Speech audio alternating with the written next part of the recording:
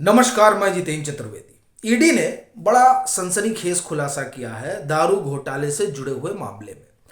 आप जानते हैं इसकी सुनवाई चल रही है मनीष सिसोदिया की जमानत याचिका पर।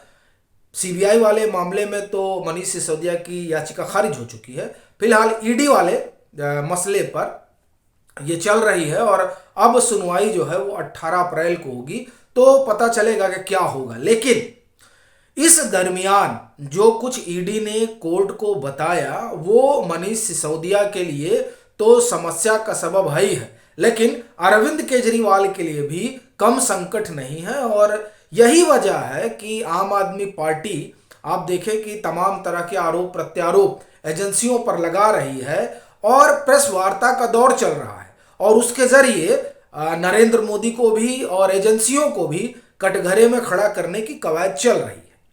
उस पर हम लोग फिर कभी बात करेंगे। फिलहाल जो कोर्ट में हुआ उस पर आते हैं, चूंकि वो बड़ा महत्वपूर्ण है। वहां कई ऐसी जानकारी आई निकलकर जो वाकई में स्तब्ध करती है। मेल वाला मसला आप देखिए, हम लोगों ने पहले भी बात की कि मेल, फोन, ये सब जो डाटा है ये बड़े क्रूशियल एविडेंस है जिसमें आप एक तरह से कहें कि ये लोग फंसते जा रहे हैं, ऐसा एजेंसियों का भी दावा है। वहां दो तीन चीजें हुई जिस पर एक एक करके हम लोग बात करते हैं। पहला तो आपने ये गौर किया होगा कि जब जीरा हुई तो जीरा में ये कहा गया कि साहब ये तो अधिकारियों ने सब किया और अधिकारी जो है वो उनको कंट्रोल एलजी करते हैं, तो उसमें फिर हम क्या कर सकते हैं। उस फिर वहां बात होती नहीं, ठीक है, लेकिन ये एसीआर तो सरकार बना के देती है, दिल्ली सरकार।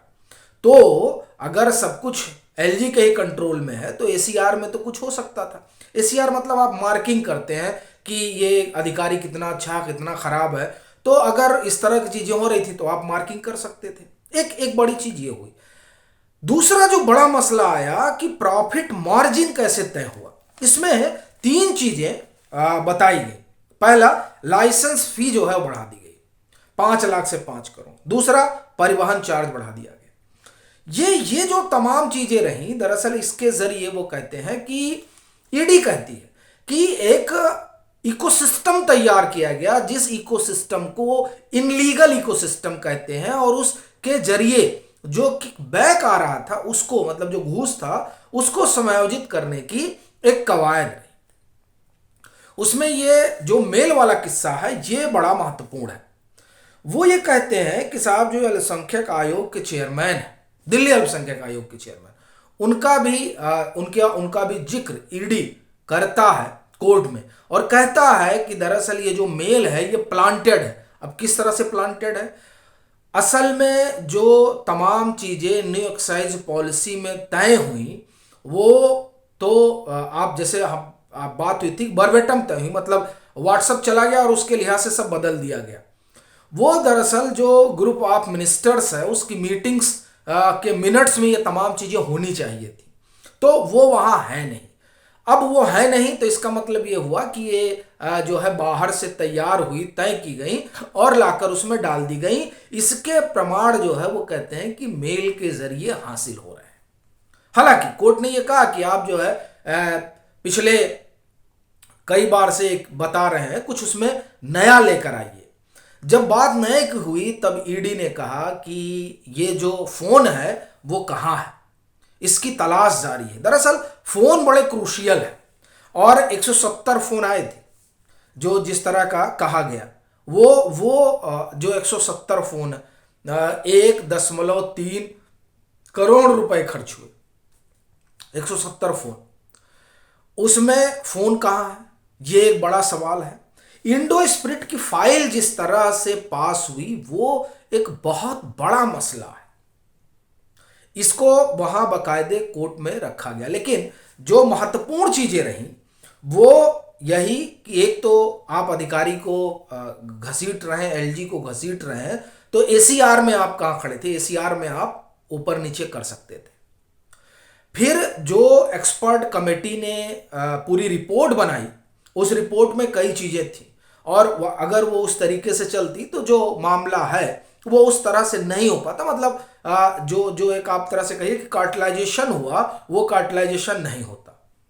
ये बात ठीक है कि आप एक्सपर्ट कमेटी की रिपोर्ट मानने के लिए बाध्य नहीं है, लेकिन वो जो लॉटरी के बजाय होलसेल में बांटा जा रहा है और एक तरीके से मैन्युफैक्चरिंग और उसके बाद में आप ये कहिए कि रिटेल और होलसेल, ये इस सब पर एक दो तीन प्लेयरों के हाथों में दे देना, जैसे इंडो स्प्रिट आया तो इंडो स्प्रिट को आपने L1 ठेका दे दिया, वो उन्होंने बनाने वाले से संपर्क कर लिया, फिर वो रिटेल दुकान भी खोलेंगे, होलसेल भी करेंगे। तो एक तरीके से ये जो कवायद रही, ये इस कवायद को करप्शन से जोड़कर देखा जा रहा है और इसे एक तरह से आप कहें कि केंद्रीकरण के रूप में देखा जा रहा है कि, और दूसरा इसके पीछे एक मंशा ये देखी जा रही है कि असल में इसके जरिए आप ये कहें कि भ्रष्टाचार, ये तमाम चीजें जो हैं वो जो जिरा हुई, ईडी ने जो अपनी बातें रखी कोर्ट में, उसमें ये तमाम चीजें आकर सामने दिखी। और इसमें आप दो तीन चीजें और देखिए कि जो इनके पर्सनल सेक्रेटरी हैं पीएस का जो बयान है वो बड़ा महत्वपूर्ण है स्टेटमेंट, जिसमें वो कहते हैं कि फोन वाला मसला, और आप बड़ी चीज देखिए कि फोन उनके नाम पर लिए जाते हैं और यूज करते हैं मनीष सिसोदिया। और यही मॉडस ऑपरेंडी दिखाई देती है जब मुझे लग रहा है ये शायद जनवरी या फरवरी का महीना रहा होगा, जब अरविंद केजरीवाल के पीएस को विभव को बुलाया जाता है और वहां भी यही मामला होता है कि फोन बदले गए थे, संभवतः 2 या 3 फोन बदले गए थे। अब वो जो फोन बदले गए, वो फोन और वो जो फोन है उससे कौन बात कर रहा था और वो किसके लिए बदले गए, ये आप इनके पीएस से अगर आप जोड़कर देखें मनीष सिसोदिया के, तो इनके पीएस ने कहा था हमारे नाम पर लिया गया था और ये अपना बात करते थे, ये मतलब सिसोदिया साहब। तो क्या वहां जो फोन बदला गया, जो विभव ने फोन बदला, वो बदले हुए फोन से क्या अरविंद केजरीवाल बात कर रहे थे? ये अपने आप में एक सवाल है और इस तरह के जो सवाल हैं वो आम आदमी पार्टी को परेशान कर रहे हैं और आम आदमी पार्टी को इस बात का डर सता रहा है कि हम भले ही इस बात का जश्न मना रहे हों कि राष्ट्रीय पार्टी बन गए हैं और ये बता रहे हों कि हमारी विचारधारा कट्टर ईमानदार है। अब ये कैसे, ये तो समझ में नहीं आता। हमारी विचारधारा देशभक्ति है और फिर भाईचारा है, ये वो बता रहे हैं, लेकिन बगल में इस बात से डरे हुए हैं कि इस कट्टर ईमानदारी के जो उनका नैरेटिव है वो किस तरीके से दारू घोटाले के इस आरोप में धुल जा रहा है और उस पर जिस तरीके से ईडी डिप्टी सीएम को घेर रही है, पूर्व डिप्टी सीएम, शराब मंत्री, शिक्षा मंत्री पूर्व, और जिस तरह से तमाम चीजें लेकर आ रही है उसने, तो एक तरह से आप कहें कि आम आदमी पार्टी के लिए संकट खड़ा कर दिया है।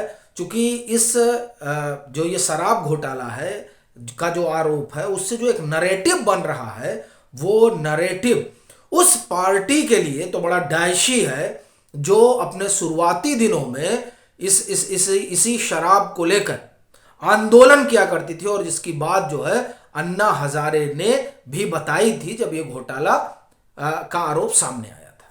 तो समस्या इनकी बड़ी है। अब ये देखने वाली बात होगी कि 18 अप्रैल को क्या होता है, और फिर यह भी कि कई बिंदु हैं जो संजय सिंह की प्रेस कॉन्फ्रेंस में खासा महत्वपूर्ण रहे, उस पर हम लोग अलग से बात करेंगे। बाकी आपकी अगर कोई राय है तो जरूर साझा करें और मतांतर से नहीं जुड़े हैं तो जुड़ें भी।